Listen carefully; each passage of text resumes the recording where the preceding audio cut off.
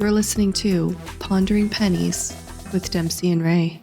All right, welcome back to the latest episode of Pondering Pennies. Today we got Anson on the podcast. He's a real estate agent and investor in the Denver area of Colorado. Anson, you want to introduce yourself to the people?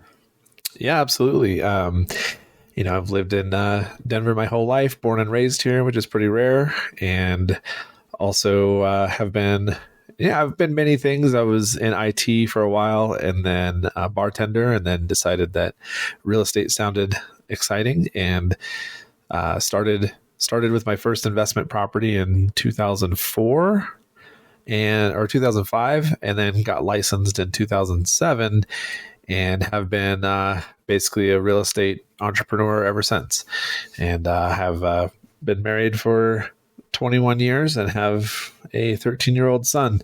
And so, all of that stuff keeps me very busy. So that's me in a nutshell, I guess. When it comes to getting your first rental property and then getting licensed, did you get licensed because you just wanted another way of making money in the real estate agency, or did you see that as a way as helping to facilitate your investment in rental properties? Both, actually. It was just, a very nice compliment to what I was already doing.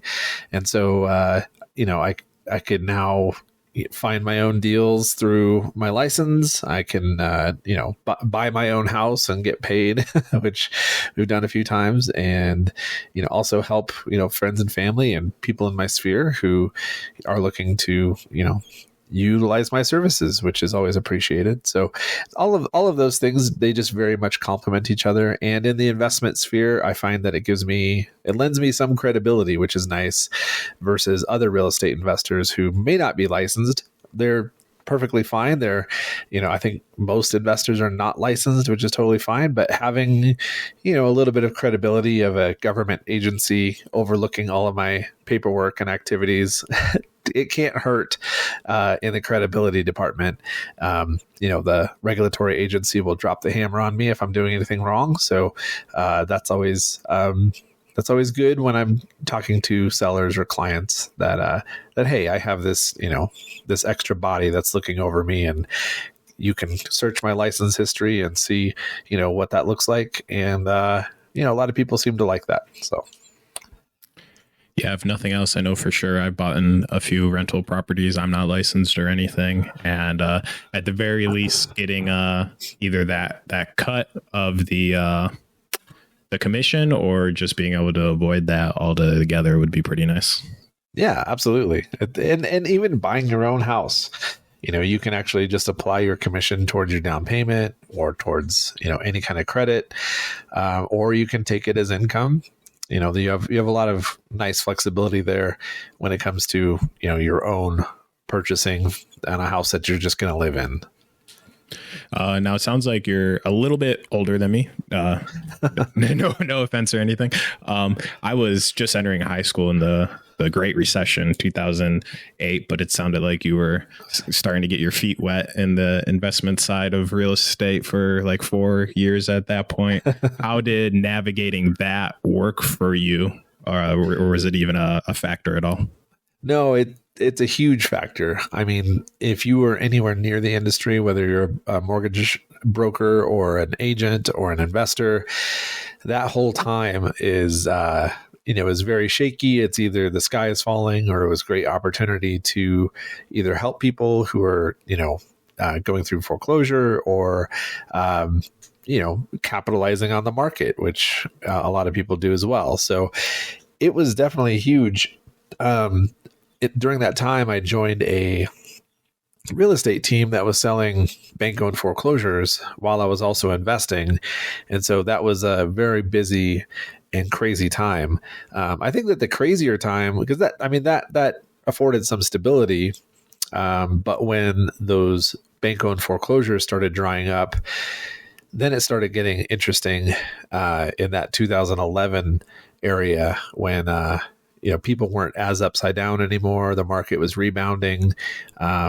People kind of started coming up for air, and if your entire business was focused around, bank-owned foreclosures, then you started feeling the pinch. And a lot of my fellow REO agents, really felt the pinch when their entire world was wrapped up in that for the last, 3-4 years. And then now they have to actually go, actually service clients and actually, do a good job. and so, yeah, it was an interesting time for sure. And during that time, selling REO, we were buying and fixing and flipping houses. We were wholesaling houses to other investors. What I wish I did was probably hold on to and keep every single property that I touched during that time on the investment side. But I was more focused on the kind of short-term money and flipping houses and stuff like that. So, of course, you always wish that you kept the ones in the, that you bought for cheap. But, I don't have a time machine, so I can't go back and do anything about that. Have you spent being licensed? I'm assuming you're only licensed in Colorado, or have you branched out to other states with trying to get licensed there? I was licensed for a period in Arizona, and that was when we were selling REO down there. And so when we were selling some bank code foreclosures from Colorado down in Arizona, I was licensed, but I don't have a real reason to be licensed in other states, even though I do invest in other states right now. My brokerage allows me to build teams in other markets without being licensed in that market. So I can actually hire teams or I can hire real estate agents under my license in a team environment under my brokerage and not actually have to be physically licensed there, which is nice. So I can rely on the expertise of local experts without having to go try to be a local expert 2,000 miles away. I was going to say that was going to be my follow-up question. Have you jumped into other markets outside Colorado? And if you have, did you just do that to kind of diversify and shelter yourself from the ebbs and flows of the local market? Or I know when I was living in Colorado, it was crazy appreciation value on the houses we had there. It didn't seem sustainable. And it seems like now it's a little bit of a pullback. So did you get involved in other states just because there's other markets out there that are better than what's going on in Colorado at the time, or kind of just to diversify? Definitely both. I mean, diversification is always good. Colorado is definitely an appreciation market with some plays for cash flow, but buying a $600,000 house and renting it for $3,000 a month isn't great business. You're going to basically be breaking even or losing money at that point. And so other markets do afford more affordability. So you can go in and there's $100,000 houses, $150,000 houses that will rent for $1,000 or $1,500 a month, somewhere in that neighborhood. So you're actually breaking. You're not just breaking even, you're actually making some decent cash flow in those markets. And so a lot of out-of-state investors, they'll look, from a high cost of living area like San Francisco, Bay Area, Boston, Seattle, they'll look in the Midwest or the Rust Belt or the Sun Belt in order to find, properties that are cheaper that can actually cash flow versus, where they're at, where it's very high median home price with the rents that aren't breaking that kind of 1% of the purchase price rule. And so, for me, diversification is always good, but there are, better markets for cash flow. They don't appreciate as much over time. They're not going to appreciate like a house in Denver would or a house in the Bay Area would. But if you want to go in and try and buy a few of them and actually realize some cash flow, those are the good markets to do that in. So yeah, definitely both of those things for sure. Yeah, when it comes to appreciation versus cash flow markets, when we were in the Springs, we had a townhome and it was cash flowing like $200 a month. But in the course of 2 years, it went from $150 to like $280, which was crazy. And then now in Texas, I'm sure we saw, abnormal appreciation growth during the COVID time, because it seemed like with the low interest rates and stuff, that was just kind of going on throughout the whole country. But a single family home here went from like 120 to 180, which is still great, but not as good. But it cash flows like $700-800 a month. Yeah, totally. That's totally on brand. Like the high appreciation markets don't tend to cash flow, and then the high cash flow markets don't tend to appreciate. So if you can find a good like middle ground or get some cash flow and some appreciation, I think you're hedging your bets at that point. But some people just want cash flow. They'll go into like, Detroit and take the risks on, super cheap properties and, realize some good cash flow, but it comes with a bunch of headaches, of course, with super cheap properties and not so great areas always have their own problems too. So, there's a house out there for every investor or buyer for sure. Now, with your properties, do you self-manage that? Do you have a team? If you have a team, was there ever a time when you did self-manage, but it just got to be a little bit too much, so you brought in people to help? Yeah, it's a great question. So what I've done is, since I did a lot of transactional real estate up to the point where I kind of converted over and starting to do more cash flow type purchases, I've had the benefit of knowing a lot of people on both sides of that equation. And when it was time to convert to cash flow, from minute one, my intent was to not have to self-manage anything. And so, they're all managed with professional property management. I'm not, some people like to manage with, a friend or family member or, somebody who's doing it part-time. I want to go in and I want to find, a really good property management company for each market and let them do their thing. Like that's what they do 24/7. I'm not trying to cut corners and save a few bucks. I know that the money that I spent on property management is well worth it when I can now be freed up with my time and mental space where I don't have to worry about, broken toilets or light bulbs or, any kind of fixing issues in collecting rent and vetting tenants, placing tenants, dealing with contracts, dealing with renewals. I don't have to worry about any of that. And I just pay, a portion of my rent to have somebody else do that who does that professionally. And so, another question I get is, do I go visit properties that I have out of state? And the answer is no, I haven't seen almost any of them. And that's by design. If I'm a bottleneck in the process, if I had to vet the tenants, if I had to, call the handyman to go get a toilet fixed, if I had to fly out to the market in order to see every house that we bought, it would be just so much time and so much, I wouldn't say wasted time. That's, if you're self-managing and if you're, visiting property, that's totally fine. I'm just trying to set this up from day one that I don't have to do that. So I'm not a bottleneck in any kind of process. Somebody's not waiting for me to get that toilet fixed or place that tenant or have to go out and see the property and put my hands on it in order to decide to purchase it, those kind of things. So I always encourage professional management because it'll just save you so many headaches and just so much frustration in the long run. When it comes to kind of more of a hands-off approach, how often are you like reviewing the financials and everything from the management company? Is it like a monthly basis or quarterly basis where you're looking at like vacancy rates or cost of repairs or emergency calls and stuff like that? Yeah, definitely on a monthly basis. I think if you take your eye off that ball and let it go 3 months, I think you're playing with fire a little bit. If you're not reviewing at least the financials monthly, then I feel like that's a little bit risky. So every month should give you an idea of, if they're overcharging for anything. You can look back at the last couple months and see if there's a trend there on any gratuitous, repairs that they might be charging you. Vacancy is not too much of a problem.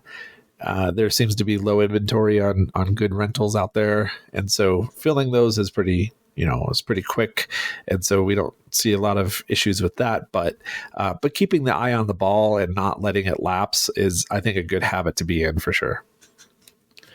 Are you currently involved in any markets besides Colorado and Arizona where there's like rent control and things in place? I know Denver kind of skews more to the left on certain issues. So as far as I know, at least when I was there, they didn't have anything in place like rent control or anything like that. But have you dealt with that at all?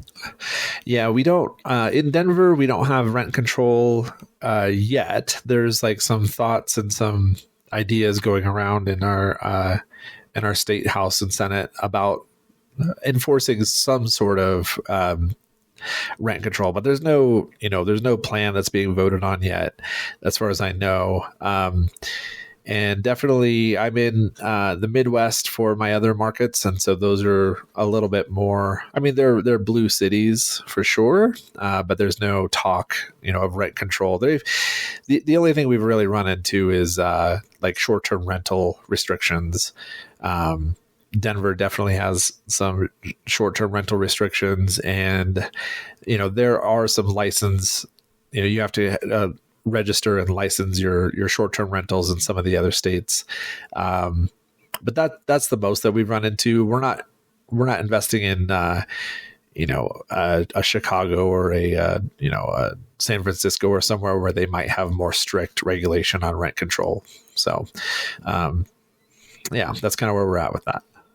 If something like that did get passed where they capped rate raises at like 5% or something, would that mean any kind of meaningful shift in your business plan? Because obviously, especially in appreciation markets, the value of the property keeps going up, and due to that, things like property taxes and stuff continue to rise and may eat into any profits that are there cash flow wise or put you in the negative.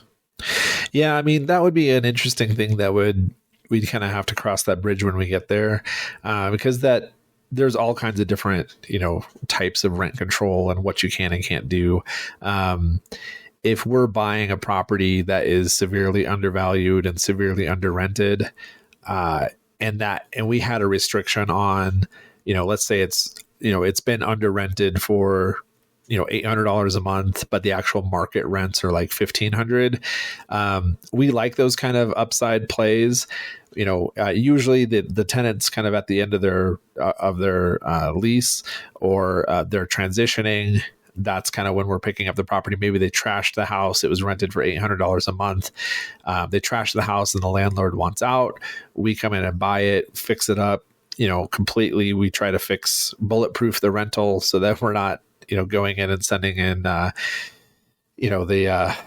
property manager's handyman every week or something like that. So we definitely do a really good job on the fix so that it's a nice, really nice livable space that the tenant is proud of and keeps nice, ideally. And, if $1,500 is that market rent, then, if there was some sort of restriction where we can't, it was previously rented for $800 and you can't go up more than, 10% or something like that, that would definitely be a problem, because there are a lot of under rented places out there that when they do turn over, market rent is market rents, and that's what the market's kind of dictating. So if there was a problem with that, that would obviously be a problem with our method in that market. And we might just have to go look for a smaller market, or a different market where, that's not happening. And so, yeah, hypothetical, it's really hard to say, but yeah, something like that would definitely be a problem for us for sure.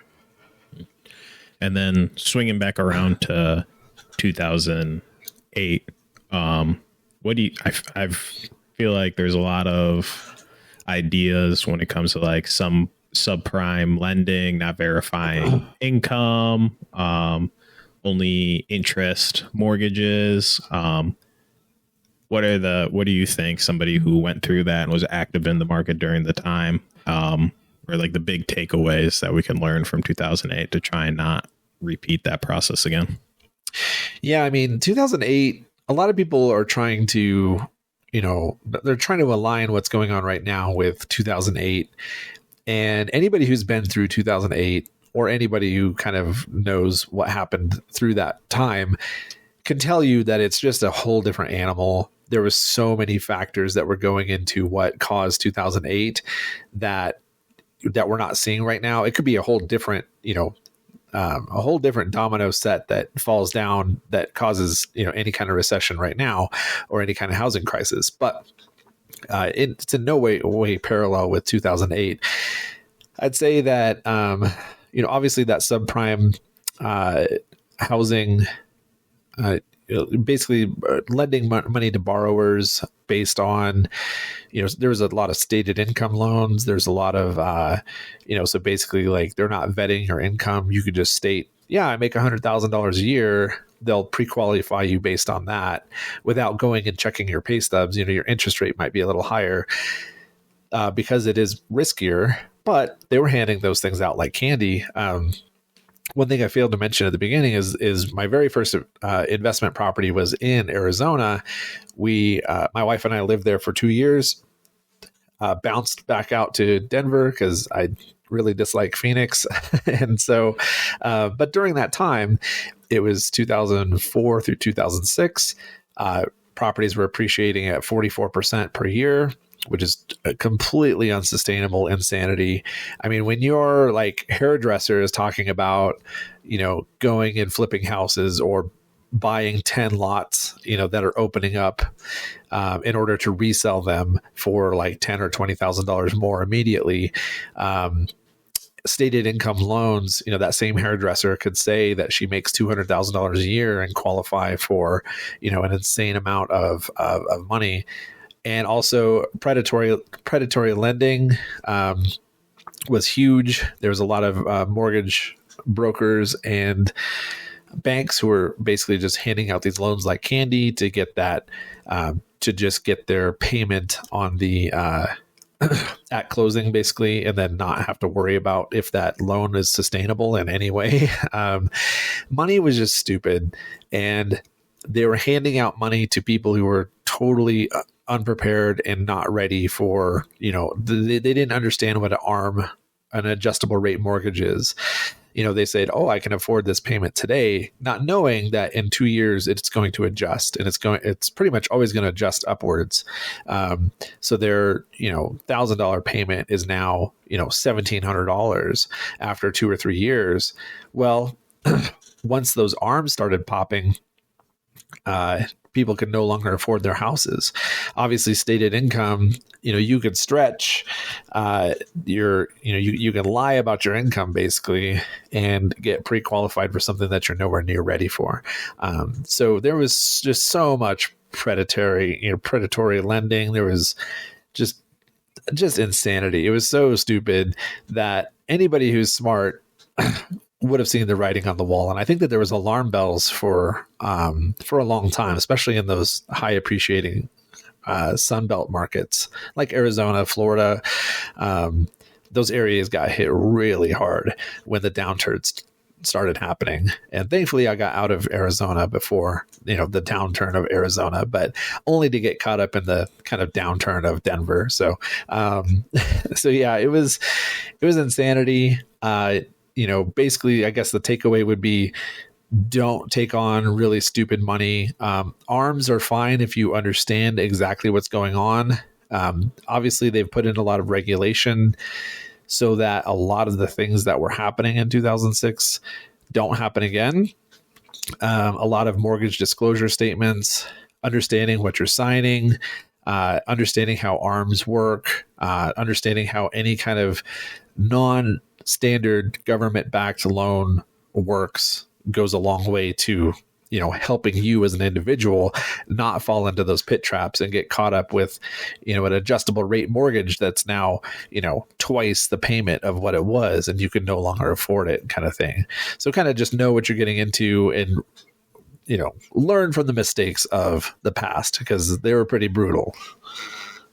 Was there anything during that time that you got invested in that you decided to cut your losses on and walk away from, or was your strategy more so kind of ride out the storm, that it's not a continual downtrend, things reverse eventually and come back to the appreciation they were at, if not higher?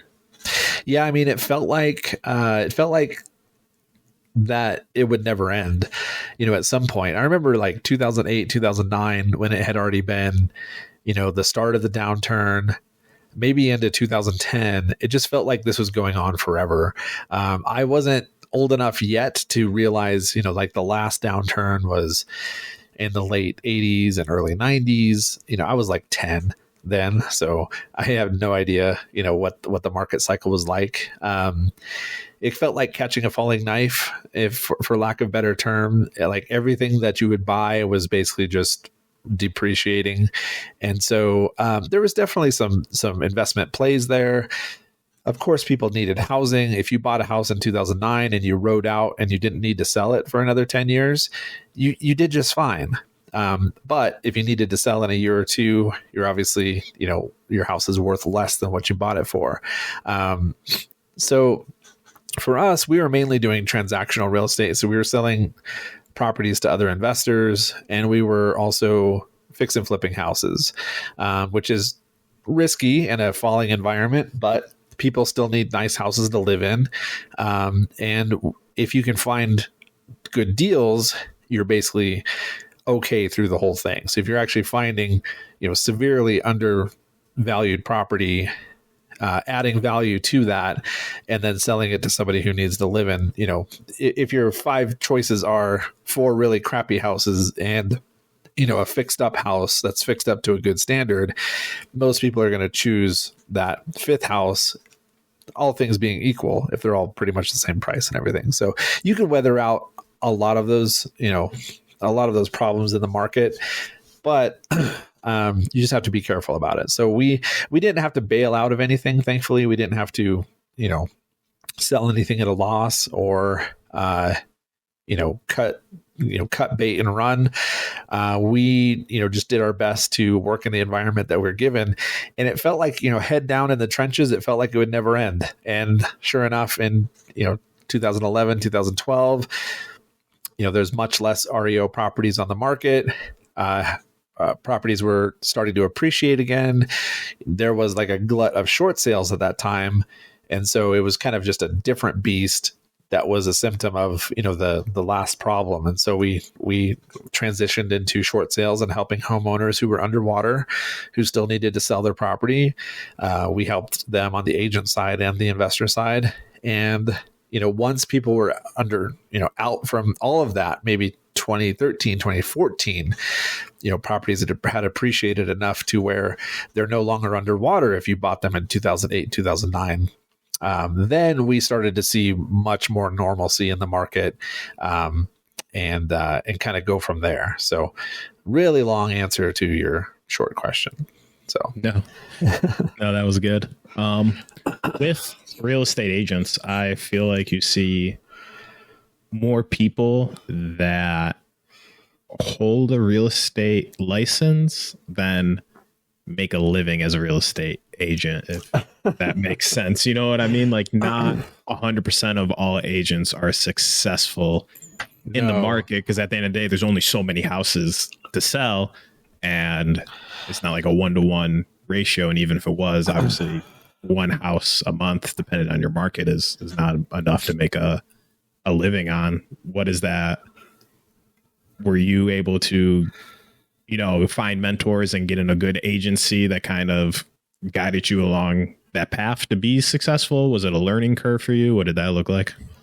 Yeah. So, I mean, that's a really good point. I mean, I am an agent who, I try not to be super negative, but I do bash other agents probably more than I should, because it is such a low barrier of entry to being a real estate agent. You have to have like a pulse, no felonies, and pass a test. That's it. And then obviously pay the fee, pay the fees for your state. And that's it. Like, anybody with a pulse can basically get a license, which is not great for a professional, organization. I didn't have to go to 4 years of college. I didn't have to pass the law exam. and then have 2 more years or 3 more years of schooling to get my law license. Like, I walked in, took some schooling, took the test, they gave me a license. Now I'm dangerous. I can go out there and, have fiduciary responsibility for the biggest purchase in most people's lives. Ugh, like it's so silly at times if you really think about it. But to your point, when I started, I already had, I'd already done my first deal, which was a live-in flip. So I lived in a property, fixed it up, and then sold it after a year. That was in Phoenix. Moved back to Denver, started working for a real estate agent, kind of just learning the ropes of Denver.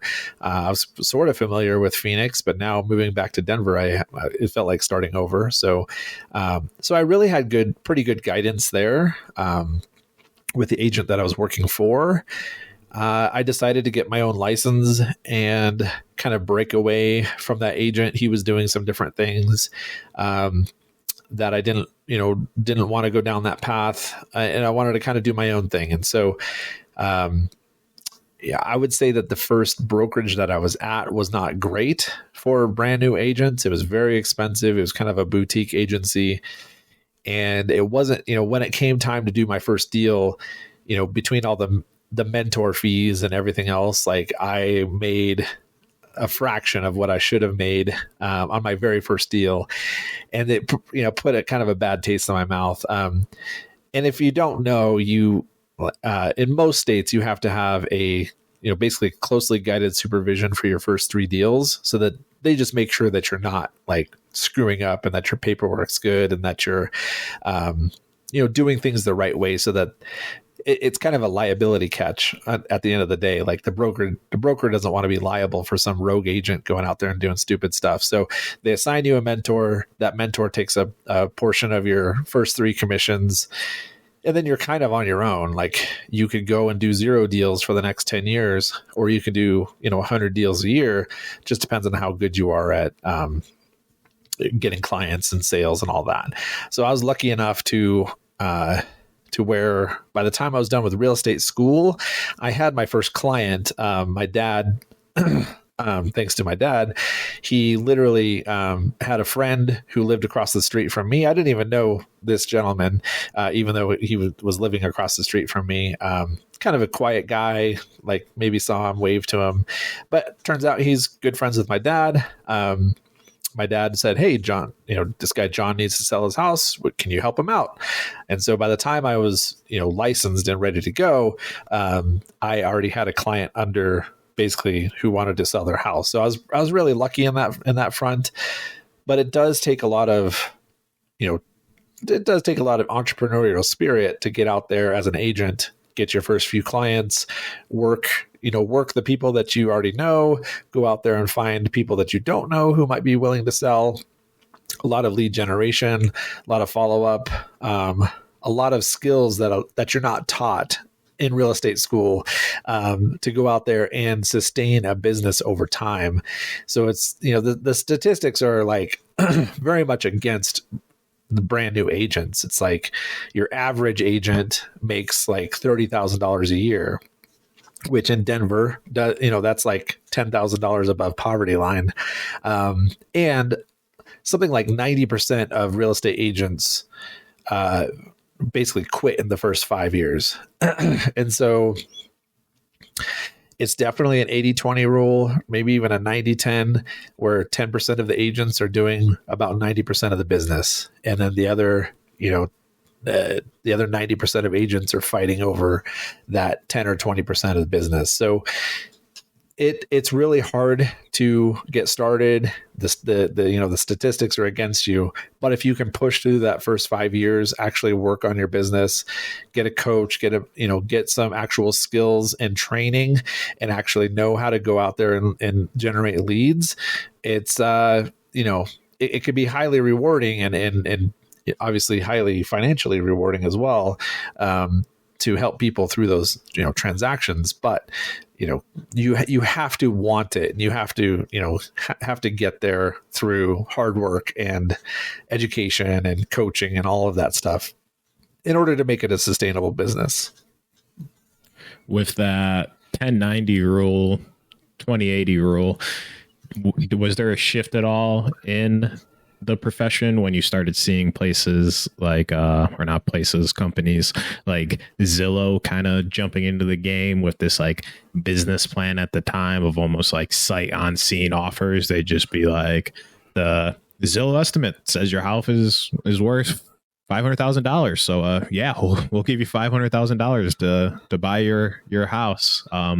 Last I knew, like going into COVID, I think they kind of shut down that whole business and ended up not being super profitable for them because Zillow estimates aren't always exactly the most accurate. So, and I don't think they started it up now that COVID's kind of on its way out the door. But in the meantime, when it was going on, was that eating into the amount of leads and stuff available? I mean, ever since Zillow has kind of been around and done this estimate, and Redfin has their own version of that, and but everybody talks about, well, Zillow says my house is worth XYZ. That's been a pain in the ass for agents for ever since it's been around. We're always fighting that algorithm because it's not ever right. I mean, it doesn't take into effect a lot of different things. How they actually do their algorithm, I don't know. Nobody knows except for them and their data scientists. But as an agent, you're up against that all the time. So somebody's like, well, Zillow says my house is worth 550, and you actually get in there, do the run the comparables.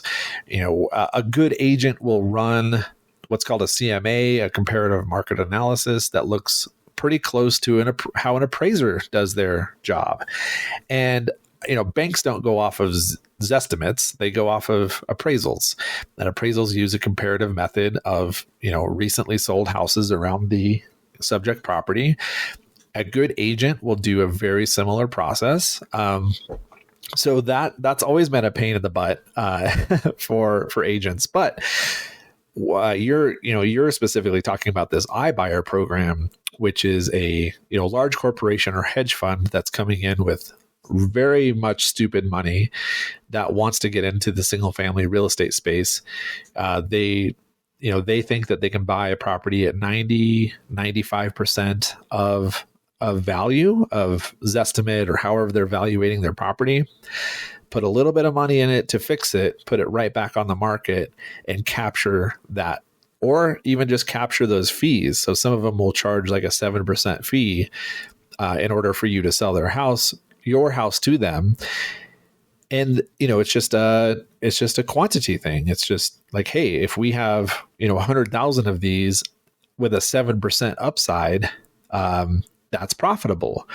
And in reality, of course, the Zillows, the Open Doors, the Redfins, all of the iBuyers that are out there found out pretty quick that they're overpaying for these houses, that they are, usually takes a little bit more to fix than they anticipated.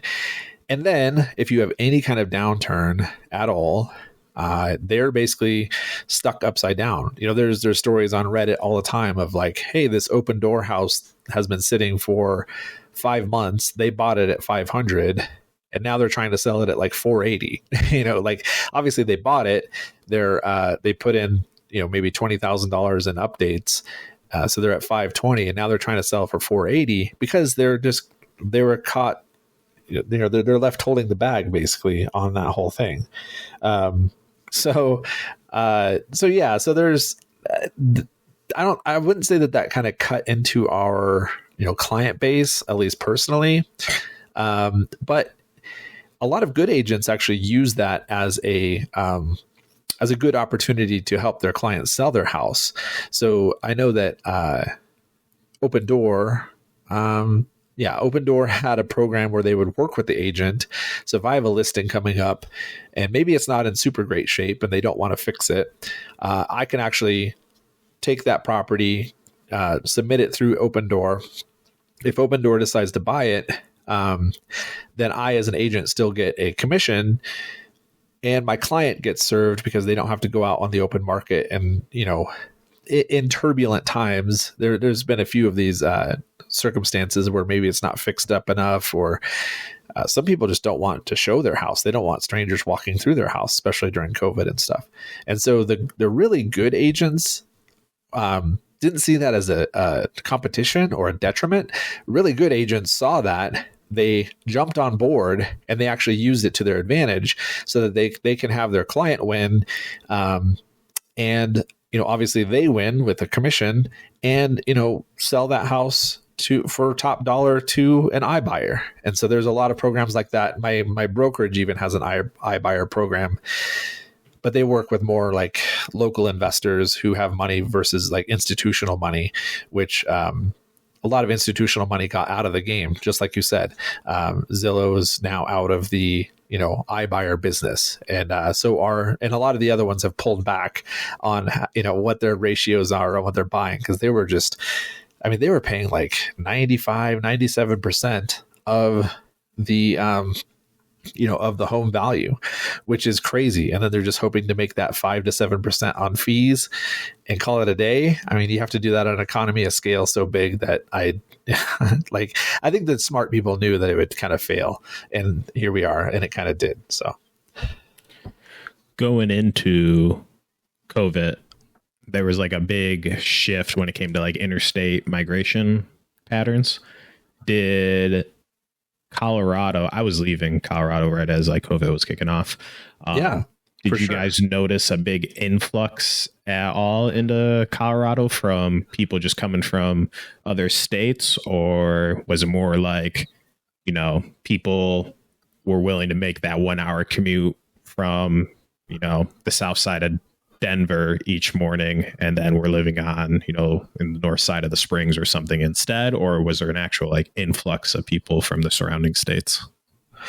I think we had a bit of both. We definitely had a lot of people who needed to live close to downtown, who, now everything went remote, or their company decided that, hey, it's going to be remote forever, or forever with an asterisk, maybe a couple years, and then they'll call them back into work, which is happening kind of right now. But they kind of decided like, hey, I don't need to live, right next to downtown.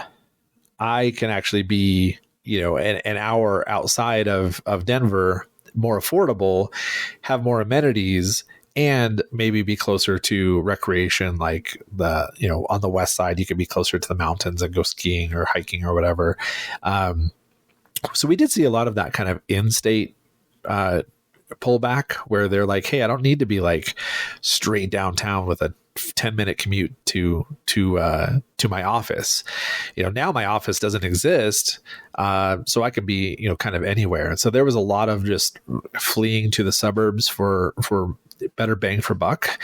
And Colorado has always been a destination state, so people might grow up in Chicago or something, and they've visited Denver once, or they visited went skiing in Breckenridge or something, and decided like, hey, if I ever out of college, I'm going to move to Denver. I want to go skiing all the time. So we always have a huge influx of population, to the point where we have like, it hurts our housing inventory. Like we're always not building enough. Our inventory has been low for like 10 years, 10, 12 years. And so, we don't have enough houses to keep people who are moving in, basically housed affordably. We could build another like 50 or 80,000 units, and that would make us more normal or more normalized.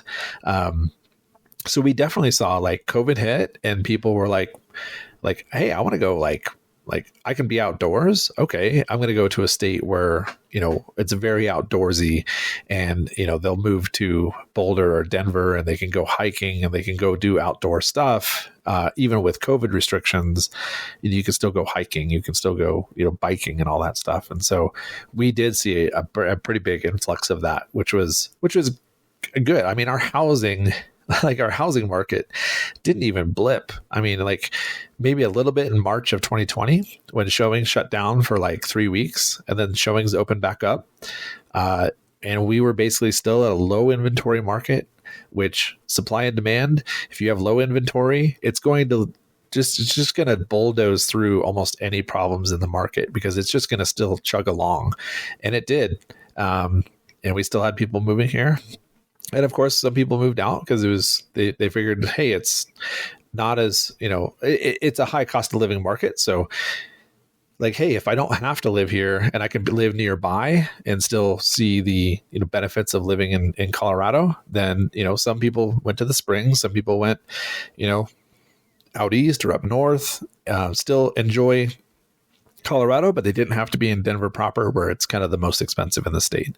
So we saw a lot of both of those categories that you talked about for sure. Yeah, I feel like COVID was crazy. We were selling a house in the Springs.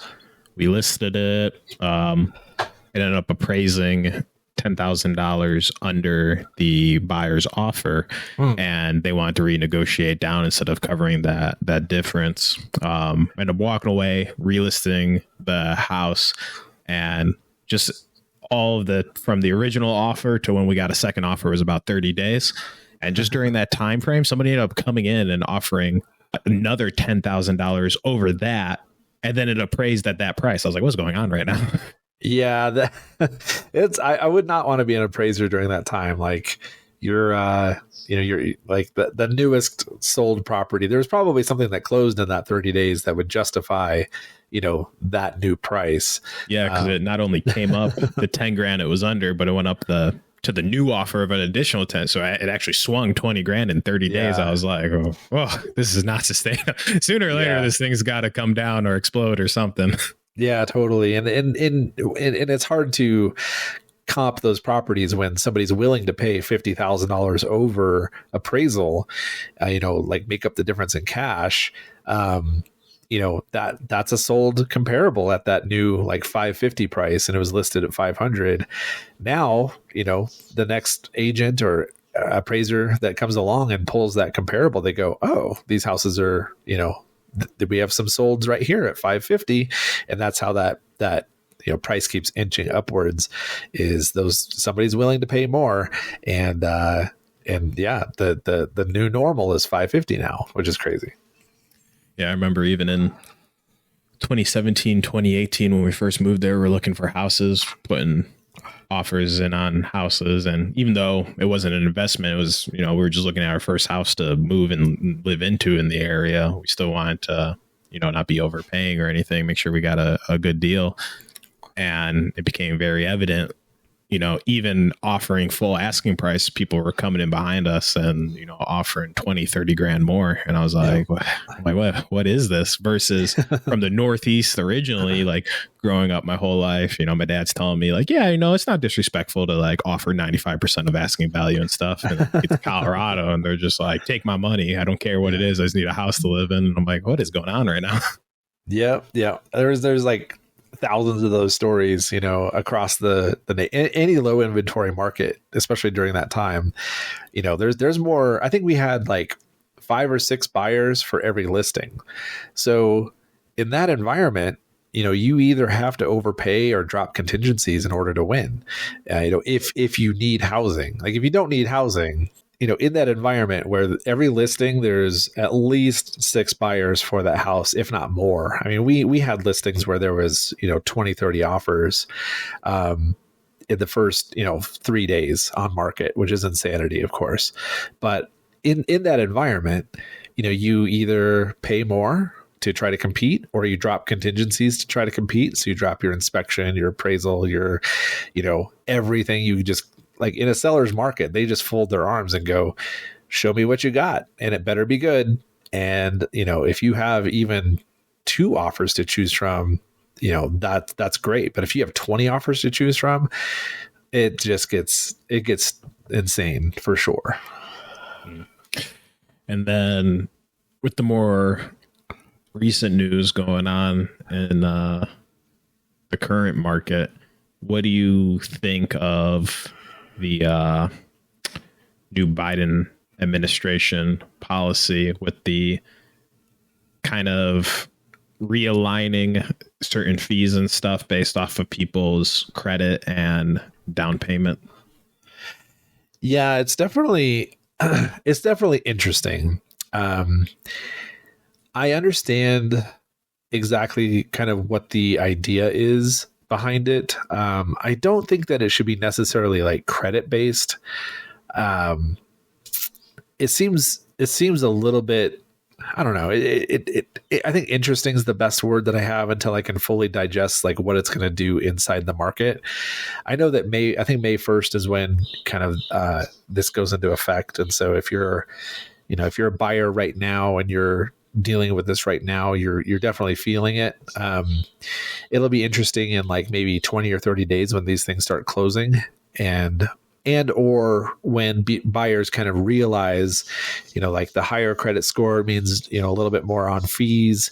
Is that going to necessarily affect, is it going to have an impact when inventory is so low across the board and people still need a place to live? It might impact prices just a tiny bit. They might adjust downwards to, based on some demand, if there's like a little bit of pullback on demand. But at the end of the day, somewhere where there's, 3 buyers for every listing, and those buyers are going to have to pay it no matter what, then, that could cure, it may not even cause any kind of blip. I definitely understand. I understand what kind of the heart of that, what would you call it? I guess the like a rule change policy. Yeah, the rule change. Yeah, the policy there. That's the word. I understand the kind of the heart of that policy of trying to help out, homeowners who may have lower credit, but we also have, FHA programs that go down to 620. Some FHA programs will go down to 580 on credit score. So, like, I guess spreading out that risk to people who aren't as risky, it just seems a little backwards when we already have some programs that help people who do have low credit and they can still purchase a house. And they, of course you have mortgage interest, but you'll have mortgage interest as a 780 borrower with an FHA loan. You'll still have PMI, no matter what. It's based on your down payment percentage. It's not based on your credit score. So it seems like it wasn't quite needed. I don't think anyone was like clamoring and crying out for, spread risk across credit rating classes. So, and since we already have a stopgap for people who do have low credit and, different programs for lower income borrowers, they can qualify for down payment assistance. There's there's a lot of government programs like that too. It just seemed like a kind of an unnecessary thing that nobody was really asking for. Do you think it's a meaningful enough policy change at all that like in the short term it could kind of increase prices a little bit, or some of the markets that are starting to come down kind of level them out a little bit because people on the lower end with their credit scores having certain fees and stuff associated with their mortgages reduced, bringing down that monthly payment a little bit, might see more people come back into the market that had previously stepped out because the interest rates on top of the high appreciation values over the last few years had just put that monthly payment out of their reach? Yeah, that's a good question. I mean, I would say that some of that, of course, is going to happen. People who were maybe priced out by $100 now can, maybe that $100 is now back in play. There are people who get, turned down for loans based on, $100 difference, or maybe the price range is like, $100 difference in payment equals them not being able to compete in the market at like 330,000 or whatever the property that they're looking at. That stuff does happen. And so of course there's going to be some of those people. Is there going to be like a meaningful enough impact to justify that? I would say probably not. And I looked at those fee schedules and it hurt. And I wouldn't say hurts, but it's more expensive for investors, like a non-owner occupied or second property. They're actually paying the most across. Even a high credit owner occupant buyer isn't paying as much as under the new rule as an investor or a second home purchaser. I think we're paying like it's something like 4 points or something like that, or 4% in some cases, up to that much. And so it'll hurt investors, and then that money will be spread risk across the to the lower credit class. But I don't think it's going to have a meaningful enough impact to have a surge in prices because now there's people coming back in the market, or a drop in prices because people are coming back in the market. It just seems like nobody was asking for it, and it's probably not going to help as many people as it's intended to. There's probably better ways to do that. Like even if you had better or more robust down payment assistant or low credit systems for qualification, that would probably be more impactful than just spreading out some fees across different credit borrowers. With excuse me, sorry, with the Fed interest rates hike kind of going for probably about a year now, if not maybe a little bit longer, do you think we are going to see across, I know some of the higher end markets are starting to come down, but it seems some are still appreciating and others are just kind of leveling off. Do you think those continued rate hikes, they're going to be able to achieve kind of that soft landing that they're trying to go for here? Or do you think as they continue to go up, unless there's a meaningful decrease or leveling in prices, just too many people are going to get priced out of the market, and then we will see a dramatic drop, because then it's going to flip the opposite of what it's been the last few years, and we're going to have more houses available than buyers? Yeah, and that's that is a great question. I think affordability is going to cause a lot of problems across the board, and it seems like the interest rate hikes are only hurting the people who need to get into the market. You have to get people into the market to balance the inventory. And then I think it's going to actually, long answer short, I think it's not going to have the intended impact. Now, will it cause like some sort of drop off or cliff at the end that's going to reverse what we've seen in the past? I don't know. The low inventory, I keep going back to that because it literally just plows through almost every problem known to man. Like if you raise interest rates and you're hoping like, well, hopefully that this will correct on prices and stop appreciation in the market. Now, when you have low inventory of sellers who are like, we had low inventory, of course, for the last 10, 12 years, like I said before. But now if you're a seller, you locked in that just killer fat 2% rate refinance. Yeah, those 0% during COVID, it's really incentivized people to stay put. Yeah, no, and they did, and like historic low interest rates. Now that person, they see a bunch of appreciation. Now their house is worth twice of what it was. When they go to sell or they think about selling, they go, okay, so I'm going to sell. I'm going to make a fat chunk of change. But then when I go to buy or I go to move or then whatever the next phase is, they're like, well, I'm going to trade my 2% interest rate for a 6% or a 5 3/4 or a 6.5 or whatever that it looks like. That just makes people want to stay put even more. I mean, you look at like the common everyday man who, my brother-in-law, for instance, he refinanced and he's at like 2.25 on his loan. He goes, I'm never moving. Now, what does that do for inventory if enough people go, I'm not going to sell my house?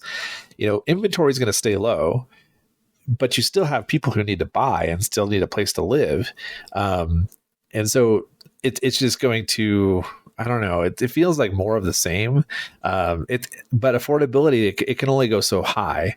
So I think affordability is just going to cause that. that thing where buyers start now pulling out of the market. They're going to rent for longer. They're going to maybe not move to Denver, or not move to wherever you live, because it's just going to be a lot more expensive, or it's going to cost them a lot more now that the interest rates are higher. It's just hurting the people that can balance out the market and make it more of a, I don't want a pure buyer's market. We had that in 2008, 2009.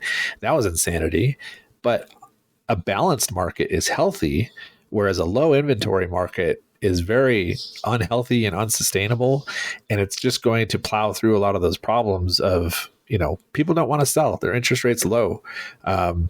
Making the interest rate high is just going to hurt the buyers. It's going to make the sellers not want to sell because now they have to become buyers. A lot of people realize that during the insanity of bidding wars. They go, well, I sold my house for $100,000 more than I thought I would. And then they go to try to buy a house and they're complaining about having to spend that $100,000 more in order to win a house, even though they just benefited from that system. Now they're bitching about it.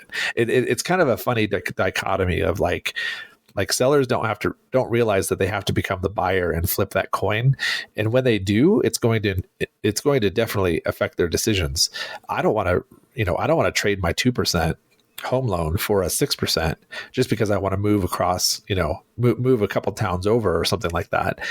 A lot of people are going to be more content of staying put, maybe just getting a HELOC, fixing up their house, something like that. But they don't want to refi, and they certainly don't want to move because that's a huge swing in interest rate and monthly payment for sure. Do you think we'll see any unintentional consequences if prices don't come down and the Fed continues to raise rates to try and cool off the economy, so people start pulling out as buyers? So now we have a larger pool of people renting, which then just puts demand on that side of the market instead. And then we start seeing crazy increases in rents year over year because the market can just justify it. Because at the end of the day, people, whether they buy a house or rent, they need somewhere to live. So if there's a large influx of renters because they're priced out of home ownership, and we just see the problem shift to the other side.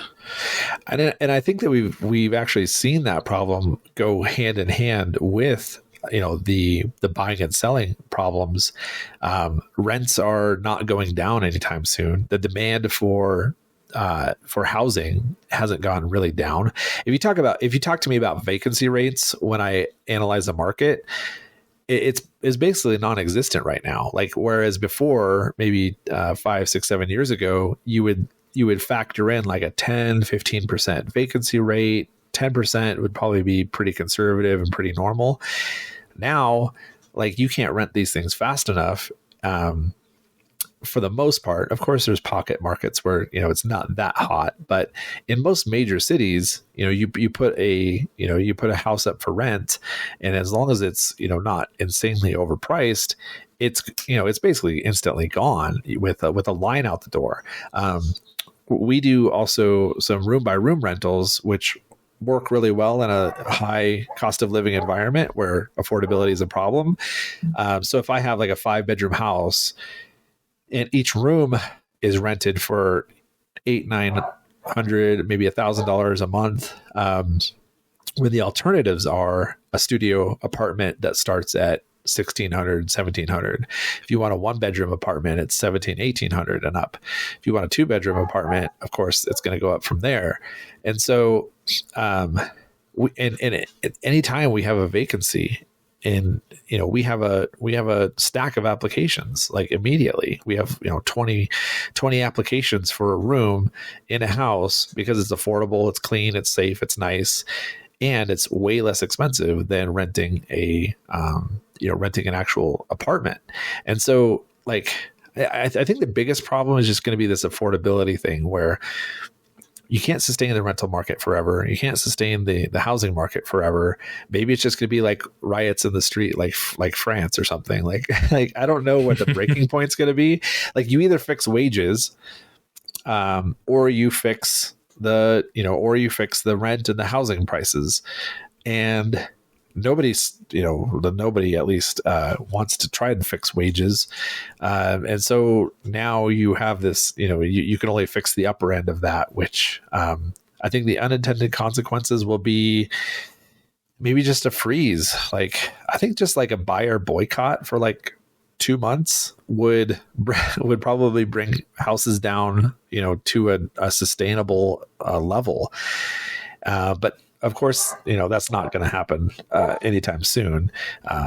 But yeah, it's such a complex problem, and I wish I understood it better. Of at least like some sort of forecasting or some sort of solutions.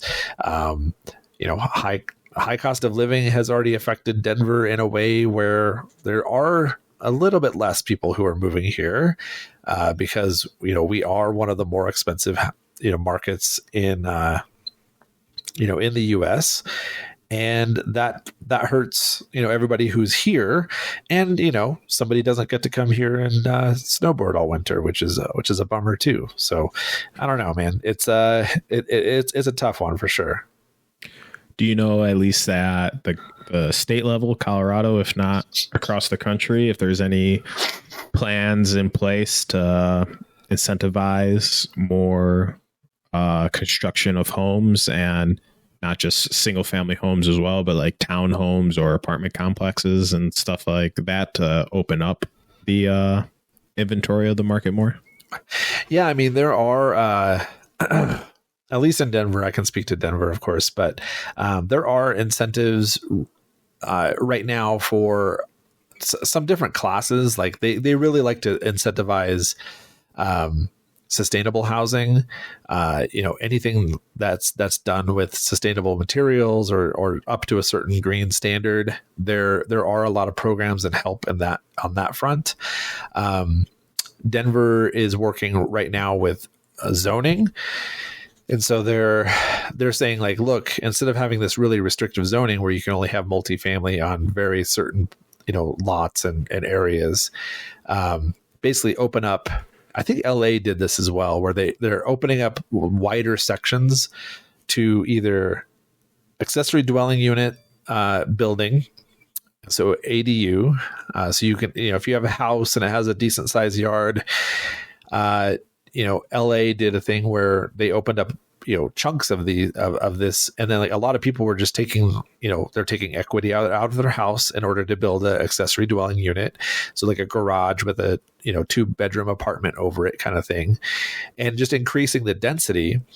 Denver's working on that. We've opened up a lot of ADU areas, but now the governor's working on opening up, more multifamily. So like, I don't know exactly how it's going to play out, but it's at least moving in, I guess, a direction of density and being able to actually build, more units on, single family land, at least inside the urban center of Denver, which I think a lot of people are asking for as a cure or as a solution for housing.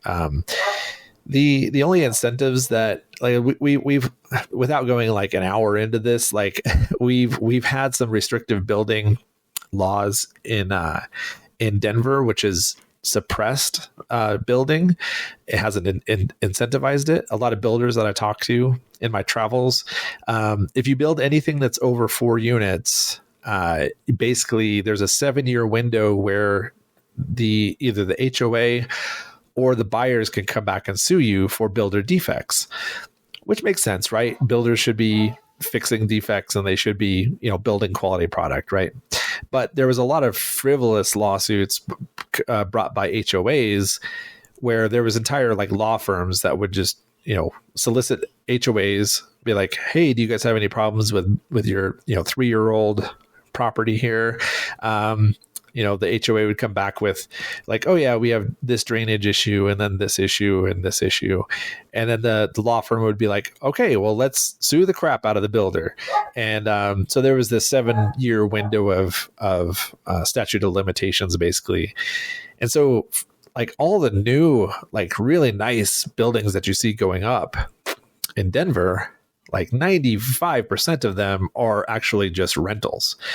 They look like condos. They look like they could be sold individually, and they should be, to kind of help the housing inventory at least, but they're just going up as more rental inventory. The builders or the investors going to sit on them for 7 years and then sell them off as individual condos outside of the building defect laws. So there have been like some, hopefully some changes to that would help with at least some housing inventory.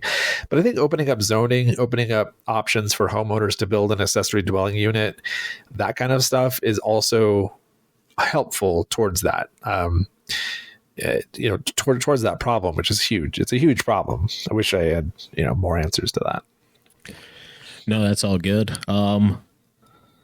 To round it out at the end here, with affordability seeming to be an issue, whether that's through the increased interest rates affecting people's monthly payments or just the increased appreciation in housing. Things like a shortage. So everything seems to be a seller's market currently. If you had to bet the farm on it, the next, 1 to 5 years, however long, where do you think you see across the country the market going? The last 3 years, it seems like you could just throw a dart at the map, and if you held the house for over a year, the house was going to appreciate through many factors throughout COVID. Do you think we're going to continue to see a trend in that, or back to more localized markets where you got ebbs and flows across the country depending on where you're at, or what? I know it's hard to plan these things out, months at a time, yet alone years. But where do you think right now as a country we're poised ahead?